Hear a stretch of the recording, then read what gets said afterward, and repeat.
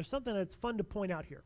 Those of you who were present for the Undesigned Coincidences talk that I gave several weeks ago, you can catch it on the website. It's pretty neat. But this is included in here.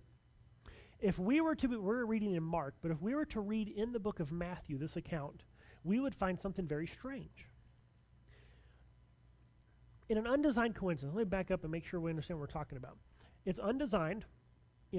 There are no marks that this was put there on purpose, but it coincidences where multiple accounts fit together, where the seemingly trivial, insignificant details weave together to give us a greater picture of the whole. This stands as testimony that the Gospels are written by people who knew what they were talking about, who were most likely there at the time, and were not copied or some later legend or fiction written down. But they are true records of the events being shown. Because whenever you have, like I said, the trivial details, the things you don't even think about, you just read right past them and they don't register. But those things fit together to give you a good picture, a whole picture of what's going on. In Matthew, if we were to read in Matthew chapter 8, you get the story of everybody coming for healing after sunset. And that seems kind of strange. Because Jesus was just in the synagogue proclaiming his message, casts out a demon, and then he goes over to Peter's house, and then everybody waits for the sun to go down before they come for healing. He already has a reputation. They know he's a miracle worker. They hear stories of him healing other people. It says that they were at the feast, and so his reputation had spread. And then they see him act in power, casting out a demon, and then they all sit around and wait till sundown to go get healed. Well, if you're reading the book of Matthew, that's a really weird thing. Why would they wait till sundown? I mean, it's 1 o'clock in the afternoon. You ain't got nothing else to do. You're sick. Hey, Jesus is over there. Let's go get healed. Why don't they do it? Well, Mark actually told us, and Luke also records it.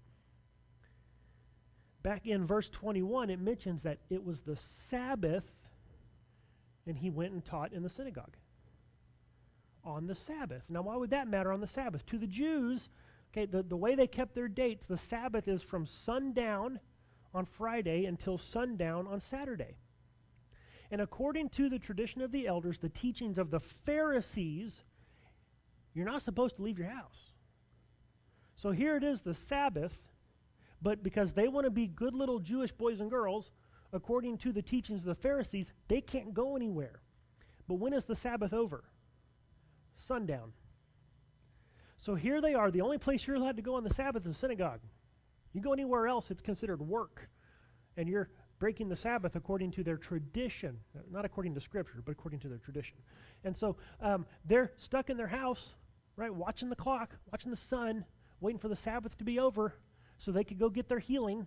And as soon as the Sabbath is over, they swarm Peter's house where Jesus is, wanting healing.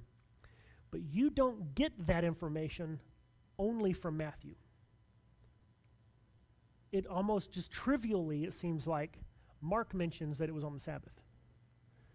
That actually makes sense. Now you see the two woven together, and that standing as testimony of the truth and reliability and genuineness of the Scripture.